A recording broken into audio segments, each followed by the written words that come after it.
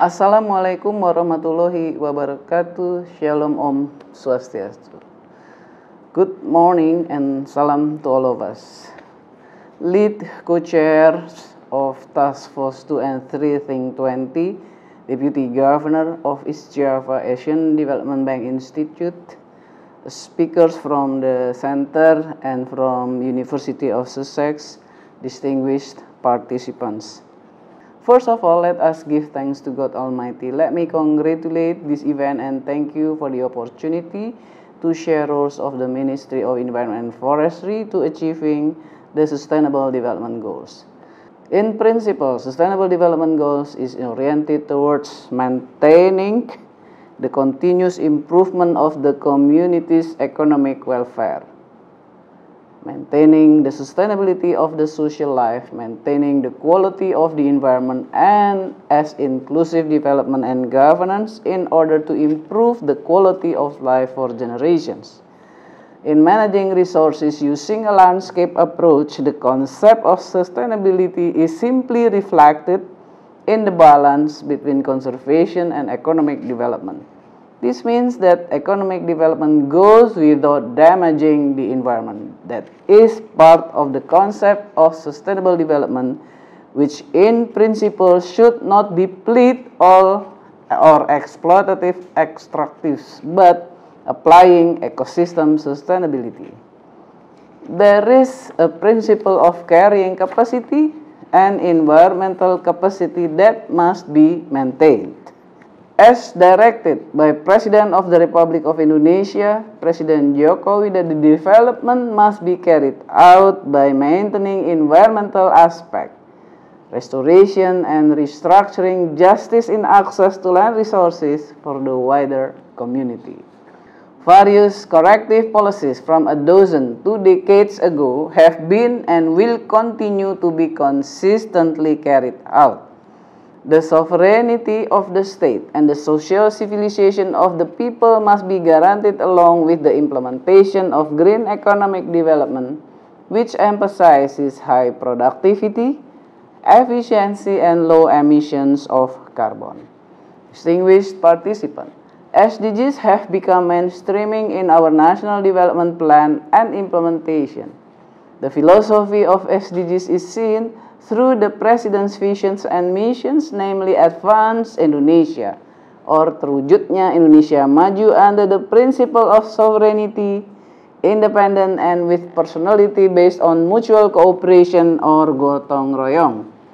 The SDGs are global actions and catalysts for international partnerships in achieving sustainable development. Indonesia, as one of the countries that have agreed on the implementation of the SDGs, is committed to the successful implementation of the SDGs through various activities. The Ministry continues to strive for the success of the SDGs agenda with an appropriate and proportional role from goal number 1 up to goal number 17, which are sequentially no poverty, zero hunger, good health and well-being, quality education, gender equality, clean water and sanitation, affordable and clean energy, decent work and economic growth, industry, innovation and infrastructure, reducing inequalities, sustainable cities and communities, responsible consumption and production, climate action, life below water ecosystem, land ecosystem, peace, justice, and strong institution and partnerships to achieve those goals. Distinguished participants, in the midst of a pandemic that not ended, the government and all stakeholders continue to work, innovate, and continue to drive the economy. It was recorded that in 2021, economic growth reached 3.69% or increase of 5.76% from 2020, where the economic growth contracted by 2.07%.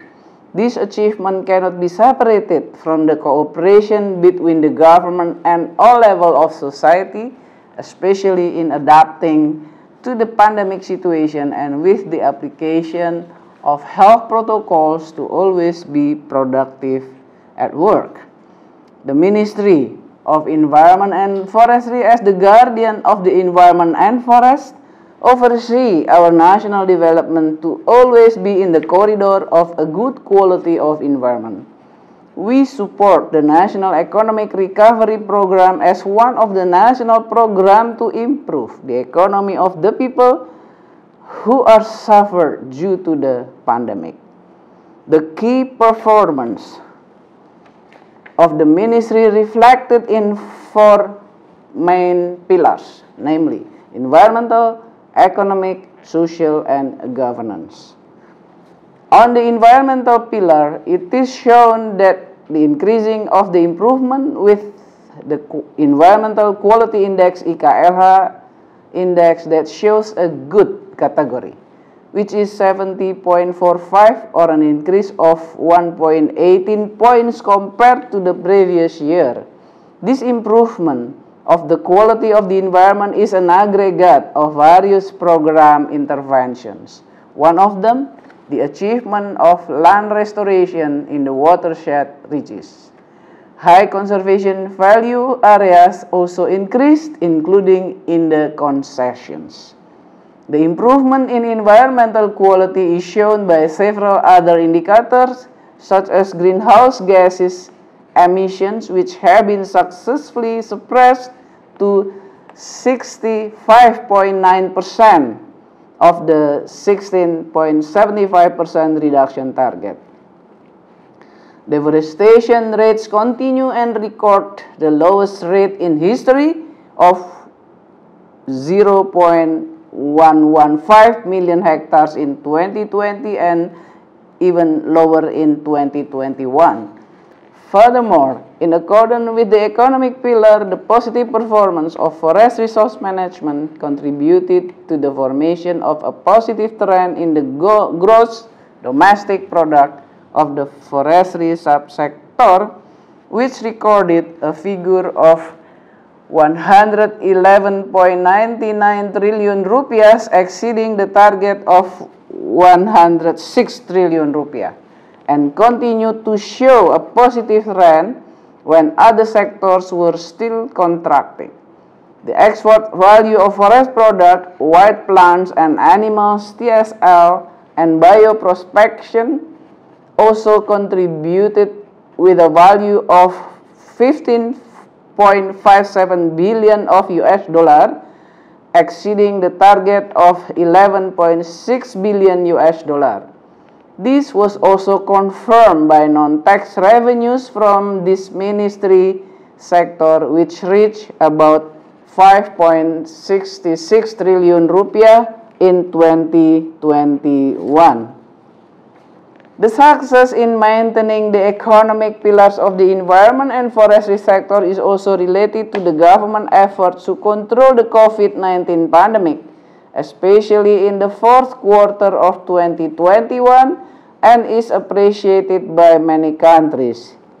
In addition to protecting the environment and supporting the improvement of the national economy, the Ministry of Environment and Forestry is also responsible to provide accessibility for land reform and for social forestry. The land reform from forest land has been distributed through the TORA program in 2021, which is recorded at more than 180,000 hectares, while the availability of the land cumulatively has reached 2.74 million hectares. In addition to the TORA program for the redistribution of forest land assets, the ministry also providing access to forest land management rights through the social forestry program that covers already 5 million hectares for 1.11 million households. The purpose of the efforts mainly to restore the national economy and support equitable distribution of welfare while keep the forest sustainably. Distinguished participants, sustainable environmental and forestry development is the key and the backbone for the achievement of Goal 15, Sustainable Land Ecosystem. Goal 13, addressing climate change in Indonesia and the global level. Goals 12, responsible consumption and production. And Goals 11 of sustainable cities and human settlement. And Goal 6 of water resource resilience and quality. A good portrait of the main indicators of Goals 15, Sustainable Land Ecosystem achieved by Indonesia is the proportion of forest cover in mainland Indonesia, which has increased, which is more than 95 million hectares, or more than 50% of Indonesia's land cover is forest. This area is the largest in the tropics on the Asian continent. The rate of deforestation from 2014 to 2020 has decreased very significantly. In year 20, the deforestation was recorded as more than 3 million hectares. In 2014, Indonesia had a deforestation area of 1.09 million hectares, while in 2020 it was 115,000 hectares. The Indonesian government made corrections to various past problems starting 2015. The government, of course, continued what had been initiated before 2015, articulated them, refined until it reached what it is today at the end of 2020 to 2021. Several programs include forest and land rehabilitation, termination of new permits and improvement of governance for primary natural forest and peatland. As started in 2011, we call it moratorium, and by 2019 is permanently established for no more new license or permits for primary forest and peatland, which is covering now about 66 million hectares. Also, improvement on control of forest and land fires, control of peat damage, completion of land tenure in forest areas, sustainable forest management, social forestry, management and overall licensing control, including palm oil and for food estate. In the condition of the COVID-19 pandemic in 2020 to 2021, forest and rehabilitation, peat and mangroves will continue to be carried out through a labor-intensive scheme that absorbs community labor as part of efforts to restore the national economy. Efforts to prevent forest and land fires or karhutla in Indonesia are carried out by multi-stakeholders. Our Ministry KLHK, BNPB, Polri, TNI, and local government, pemerintah daerah, as well as the community, masyarakat, peduli api, head of village, dan para tokoh masyarakat. There are actually 3 main activities in preventing forest and land fires permanently since 2020, namely through climate analysis, there is weather monitoring, area hotspot analysis, and weather modification. And secondly, operational control includes law enforcement, patrols, local communities engagement, and building legal awareness, or we call it paralegal. And thirdly, landscape management, including water management or hydrological technique of peatland, and of course, law enforcement and controlling the permits. In 2022, Indonesia, as the G20 presidency, affirms its commitment to achieving sustainable development. What the G20 Forum aims to achieve is joint support to tackle land degradation and promote conservation, sustainable management and restoration of forest, peat, and mangrove habitats as relevant to the global climate agenda. The achievement of Goal 13 in climate action in Indonesia is marked by the ratification of the Paris Agreement through Law Number 16 of 2016. concerning ratification of the Paris Agreement to the United Nations Framework Convention on Climate Change UNFCCC, as well as efforts and steps according to the Paris Agreement Protocol which have actually been carried out. At COP26, Glasgow, Indonesia confirmed concrete steps and presented them officially in the long-term strategies for low carbon and climate resilient 2050 document, updated NDC, roadmap for mitigation, roadmap for adaptation, and finally our decree in the ministry dated on February 2022 for systematic and operational steps in detail in the forest and other land use and agriculture or value sector. The value sector is targeted to reduce nearly 60% of the total national emission reduction target. Distinguished participants, the principle of implementation of SDGs in our ministry is an effort to achieve performance of all existing programs because the value carried in the environment and forestry development is absolutely sustainable development. Congratulations and gratitude are conveyed to all parties who are actively involved in efforts to achieve the sustainable development goals in Indonesia. We need to continuously take action in an effort to fulfill the right to a good and healthy environment as mandated by the 1945 Constitution Article 20H. This need is increasingly felt by the community with the increasing popularity of environmental subjects among the younger generation of Indonesia and the world. These circumstances encourage Indonesia and the world to move forward together in overcoming environmental problems and climate impact so that we can be strong together as part of a global entity.